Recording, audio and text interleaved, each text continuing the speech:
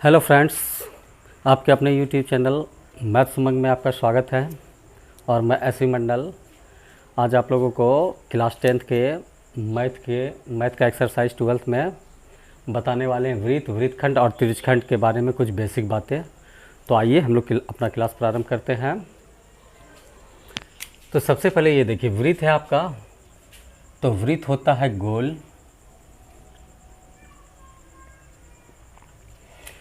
तो वृत्त में एक केंद्र होता है। तो जब हम लोग प्रकाल की सहायता से वृत्त बनाते हैं तो उस बीच में एक बिंदा सा बैठ जाता है, जिसको कि हम लोग कहते हैं वृत्त का केंद्र। तो इसको हम लोग कहेंगे वृत्त का केंद्र, और इसको ओ से डिनोट कर सकते हैं, दर्शा सकते हैं।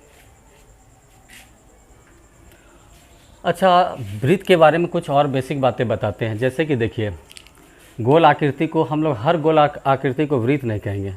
फुटबॉल भी आपका गोल होता है और वृत्त भी आपका गोल होता है।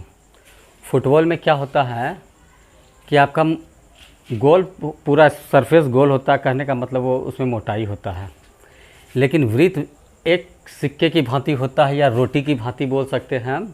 वो वृत्त होता है, इसमें ना मोटाई होता है, उसको नगण्य माना जाता है रोटी और सिक्के की मोटाई को। तो ऐसी आकृति को हम लोग वृत्त कहेंगे। तो वृत्त में एक केंद्र होता है जिसको ओ से डिनोट करते हैं। जब केंद्र से कोई रेखा वृत्त की परिधि पर पड़ती है तो उसको हम लोग कहते हैं त्रिज्या। इसको हम लोग आर से डिनोट करते हैं। और कहने का मतलब, अगर वृत्त में कोई रेखा केंद्र से होकर एक छोर से दूसरे छोर वृत्त की परिधि को छूता है तो इसको हम लोग कहते हैं व्यास। इसको डी से दर्शाते हैं। मान लीजिए कोई वृत्त है और वृत्त पर बहुत सारी रेखाएं एक छोर से दूसरे छोर, एक छोर से दूसरे छोर जाएगी, इस तरह से आकृति। तो इसको हम लोग कहते हैं जीवा। और वृत्त की सबसे बड़ी जीवा जो होती है वो वृत्त का व्यास होता है, जो केंद्र से होकर गुजरता है। तो वृत्त की सबसे बड़ी जीवा वृत्त का व्यास होता है। वृत्त का व्यास सबसे बड़ी जीवा, सबसे बड़ी जीवा। तो आइए वृत्त के बारे में इसका कुछ फार्मूला जान लें।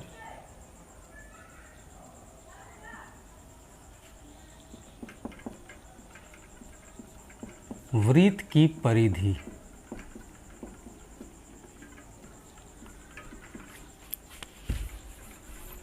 तो वृत्त की परिधि बराबर होता है 2πr। तो वृत्त पूरा गोल है, तो ये पूरा गोल, कहने का मतलब अगर मान के चलिए कोई व्यक्ति यहाँ से चलना प्रारंभ करता है और ये पूरा यहाँ से यहाँ तक आ गया, तो समझिए वो अपना एक चक्कर पूरा करता था। तो वृत्त की परिधि, एक परिधि होता है वृत्त की परिधि। तो वृत्त की परिधि का सूत्र 2πr। वृत्त का क्षेत्रफल बराबर होता है πr², जहाँ पाई को परिमेय संख्या और पाई का मान जो होता है वो 22/7 या 3.14 होता है। ये याद कर लेना है, पाई का मान 22/7 या 3.14। और हाँ, आइए हम लोग आर और डी के बारे में जानें। त्रिज्या आर बराबर मेरा होता है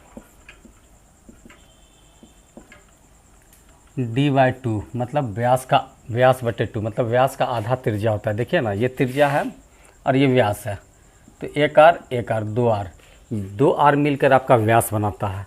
कहने का मतलब, अगर पूछेगा आप लोगों से व्यास d बराबर क्या होता है, तो 2r आप लोग लिख सकते हैं। मतलब दो त्रिज्या, एक त्रिज्या, दो त्रिज्या, अर्थात d बराबर 2r।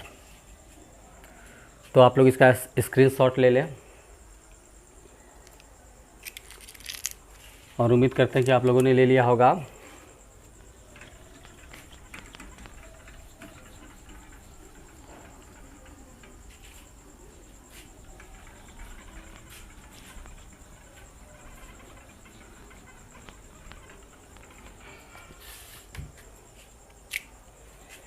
आइए, जब वृत्त हम लोग जान गए तो अर्धवृत्त के बारे में भी कुछ चर्चा कर लिया जाए।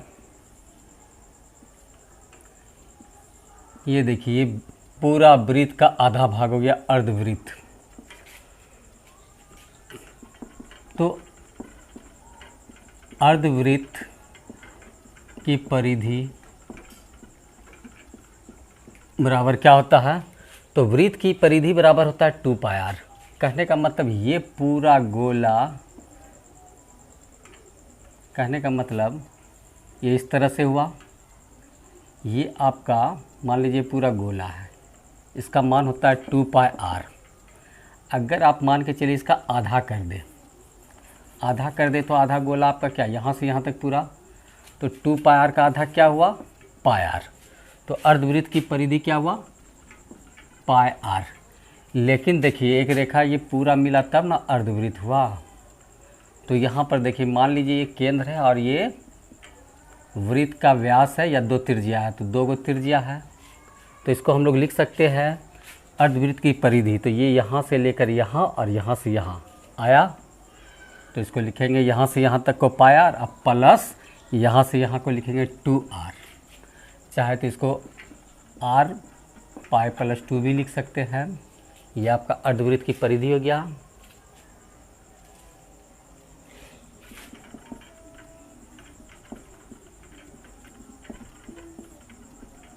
अर्धवृत्त का क्षेत्रफल, अर्धवृत्त का क्षेत्रफल क्या होगा? तो देखिए वृत्त का क्षेत्रफल क्या होता है, πr²। तो उसका आधा क्या हो गया, πr²/2।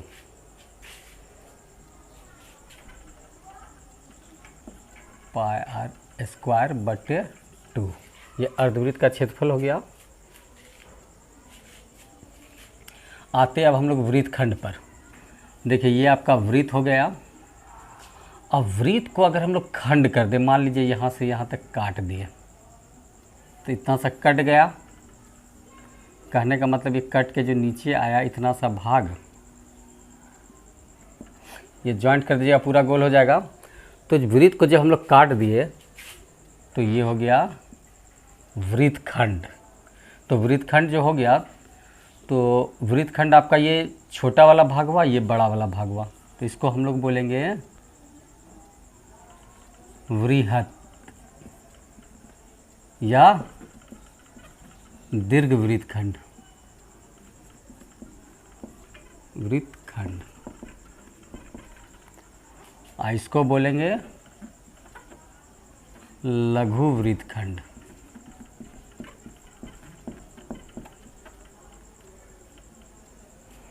तो इस तरह से होता है वृत्तखंड।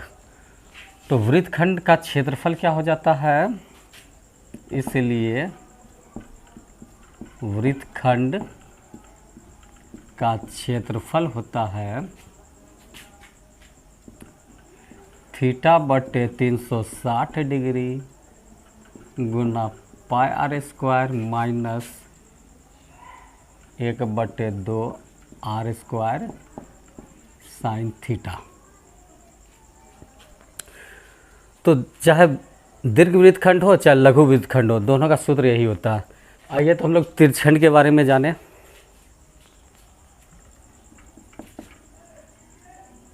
देखिए ये वृत्त हो गया आपका,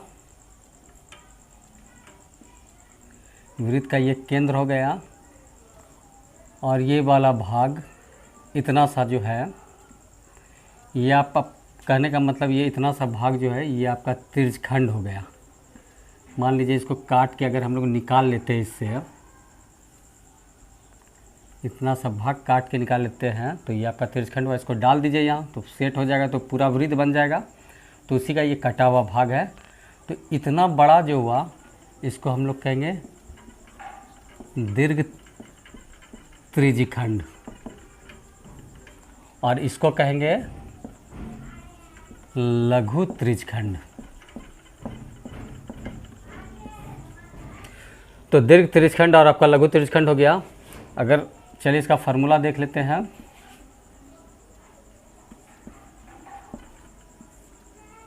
त्रिज्यखंड के चाप की लंबाई बराबर होता है थीटा बटे 360 डिग्री गुना 2 पाई आर।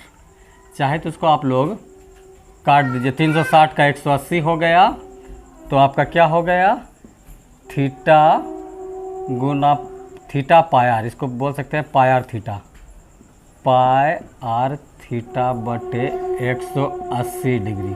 तो ये आपका सूत्र हो गया। एक होता है आपका त्रिज्यखंड का क्षेत्रफल बराबर थीटा बटे 360 डिग्री गुना पाई आर स्क्वायर, थीटा बटे 360 डिग्री गुना पाई आर स्क्वायर। तो चाहे वो दीर्घ वृत्तखंड त्रिज्यखंड हो या लघु त्रिज्यखंड, दोनों का सूत्र वही होगा। आइए एक चतुर्थांश देख लेते हैं। मान लीजिए ये आपका वृत्त है, तो अगर देखिए कोई अगर 90 डिग्री का कोण बना रहा है वृत्त के अंदर में, तो ये चतुर्थांश होता है। देखिए ये एक भाग हुआ एक चतुर्थांश, अगर इधर लेते हैं तो दूसरा चतुर्थांश, इधर लेते हैं तीसरा, और इधर लेते हैं तो 4 चतुर्थांश। तो कहने का मतलब वृत्त के चतुर्थांश का क्षेत्रफल बराबर होता है 1/4 गुना